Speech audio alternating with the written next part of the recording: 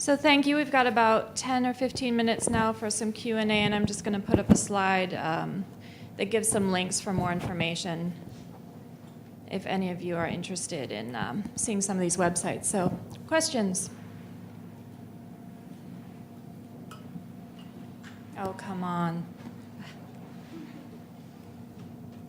So I'm curious during the presentations if you guys had any pushback from the public on the partnership that you created and whether they felt there was conflicts of interest in any way.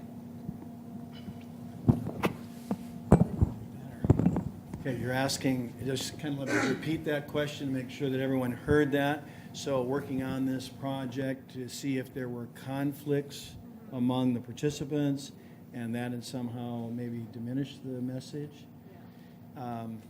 Well, I think that, at least from my perspective, I didn't know Michael very well at all. I just had met him, and I didn't know Pete either, and I didn't know some of the people on our project committee. So we developed over a period of time, it kind of evolved into a project where we all were invested in it.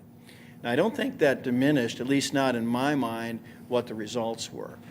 We felt we had to work cooperatively in order to secure basically the type of product that we were seeking, which was a workshop that was going to provide a heightened sense of awareness with regard to safety. And to create a neutral environment, I kind of look at, I was here last year at this conference, and what I really felt I learned from it was that this was an opportunity for people from all different perspectives to actually get together and speak and discuss things in a civil manner, and that really opened my eyes because I might have been a little bit more rigorous in my approach to this project if I hadn't been here last year. So I want to thank you for inviting me because it gave me a little bit better sense of how this might work out for the benefit of all, really, as one step at a time. I don't know, Michael, do you want to say something? I definitely feel that. I just wondered how the public perceived it. Yeah. Mostly from the public perspective. I So, think we all get that here. Yeah, my sense is that the workshops were presented as workshops being put on by the Alamo Improvement Association and co-sponsored by the County Hazardous Materials Commission, and that Kinder Morgan and the State Fire Marshal were invited speakers. So we weren't presenting them as, you know, these groups were getting together and putting them on. It was Alamo Improvement Association and the county putting them on, and they were invited. So because of that, I don't think anybody perceived them as compromised because, you know, we had invited speakers. I think they more appreciated that we had those speakers at the table, and that, as Pete alluded to, we had him as the regional operations manager and not a PR person from Kinder Morgan. I think they felt that it added a little bit more legitimacy because he's the actual technical expert, and so yeah, I didn't get that sense at all, and I certainly didn't have anybody come up to me and say anything negative, you know, in that regard. Yeah, we've tried to host, some groups in Michigan have tried to host conversations similar to this on particular pipelines. But I think it's who's organizing that's so critical and who's the face of the presentations that's so critical. You know, you can't teeter one way. There's a lot of gray area, and you have to meet in the middle there. So it's great. It's fascinating. I'm happy there wasn't pushback.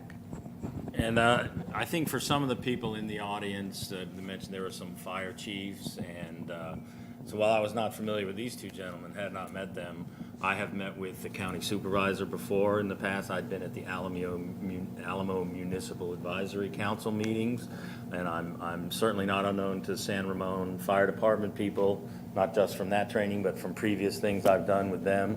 I mean, it's a pretty important pipeline. This is the pipeline that feeds San Jose, the third largest, mostly the fastest growing city in California, so pretty important, very active truck rack, and also, unfortunately, not a notorious pipe, but a well-known pipe because of the one major incident there. But there had not been any incidences in Alamo. But what Alamo is unique because there are two salient features: the valve that he showed you, the manual valve, and then where we come above seasonal creek.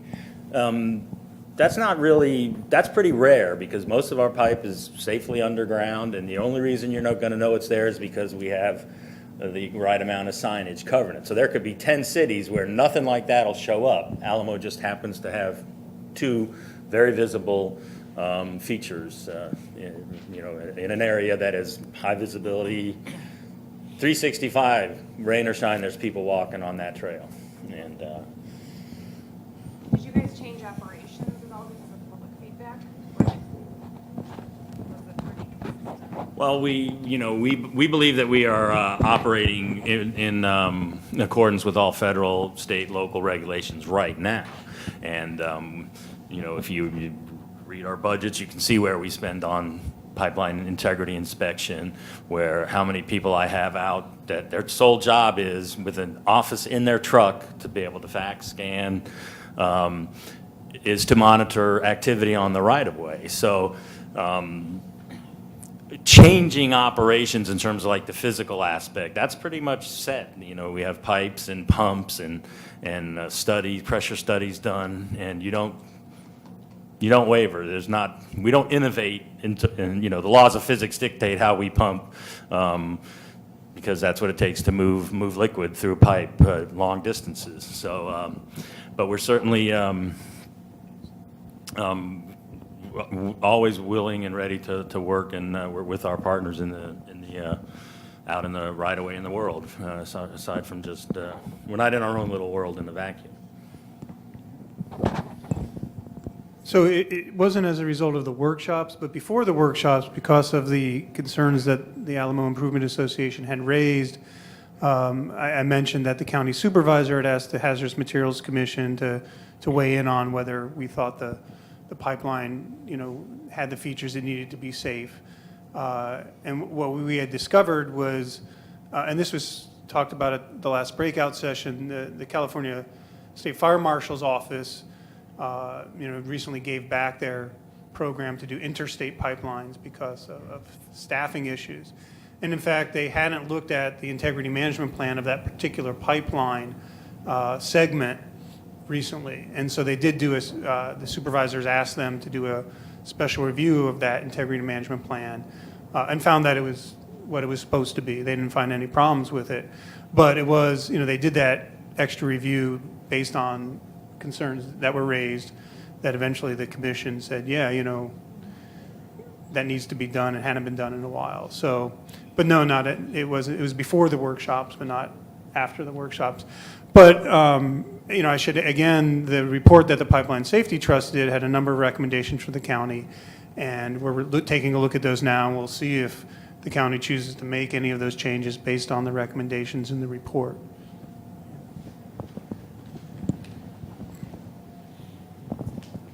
I just wanted to commend all of you for taking part in this and actually being engaged, especially you, Roger.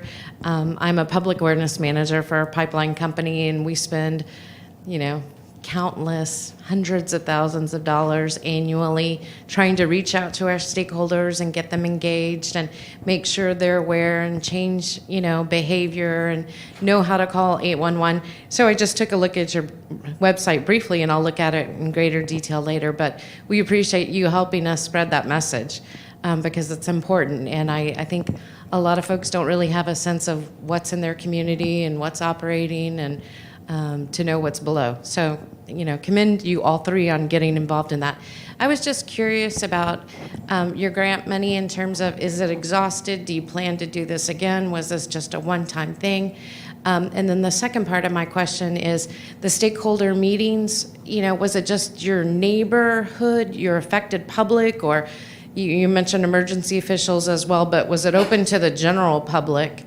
How did you inform your folks about, inviting them to come, and just what type of percentage would you say actually attended in terms of if you did a mailing to all of your homes nearby, 10%, 50%? What is your sense on what the turnout was?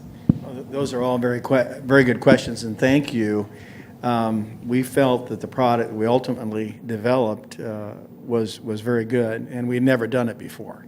So that was really the key that, and kind of an answer to your question earlier, it did take a lot of time to put it together right and to make sure we had really brainstormed every possible problem or what we wanted to achieve. So we all felt proud of the product that was put out there.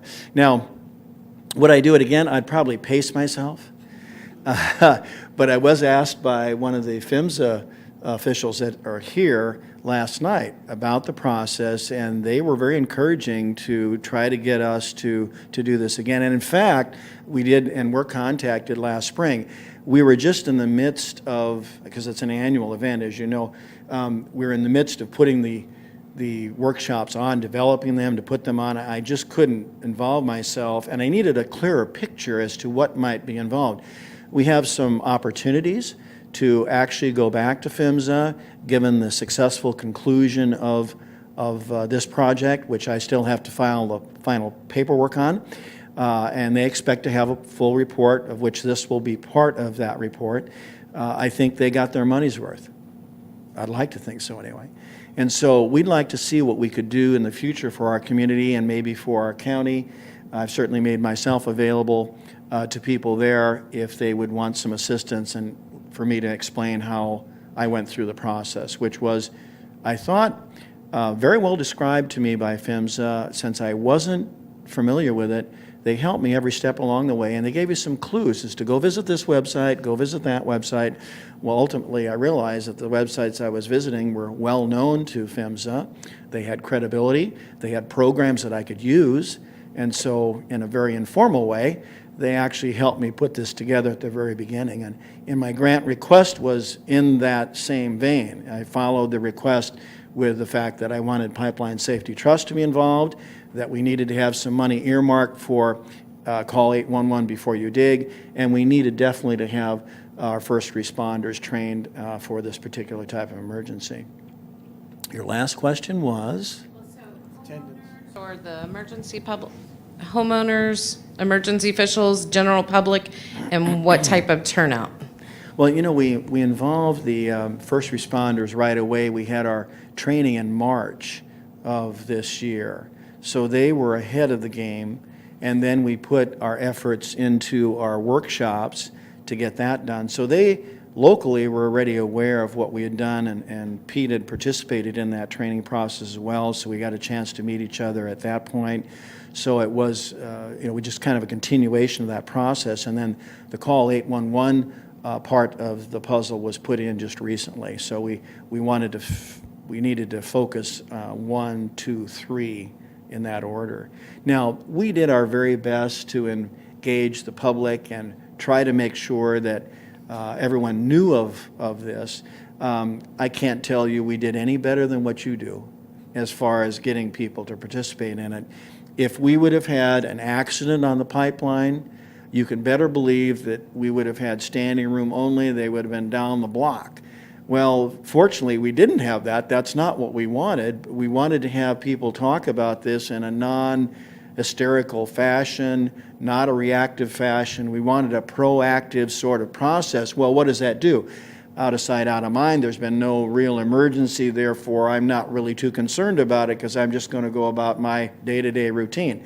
It's a hard job to try to get people's attention and bring them in. And we thought we hit on all the notes as far as that song to bring them in the door, and yet we still probably could have put more people in there. Now, everyone was there said we got a great turnout, because it's just not a subject that people are going to be interested in unless there's some sort of emergency. Okay, hopefully that answers your question. We're just about out of time. We got time for one more question. Yeah, I'd like to commend all of the speakers on your attempt, first and foremost, to identify what are the issues for the community, who are the stakeholders, how to draw people in a way that they can hear one another. I would caution that the parameters of what you describe, a pipeline that is serving a not too distant municipality, that is a long-standing relationship, part of a corridor that's existed for some time and is not being expanded and is not a lot of burden on a local community far away from its eventual use, probably all lended to the dialogue that allowed you to think about, okay, what is the common good? What are the issues that need to be addressed here? And I think that's really critical. Those components are very important to the trust necessary to develop that kind of cohesive conversation and working relationship.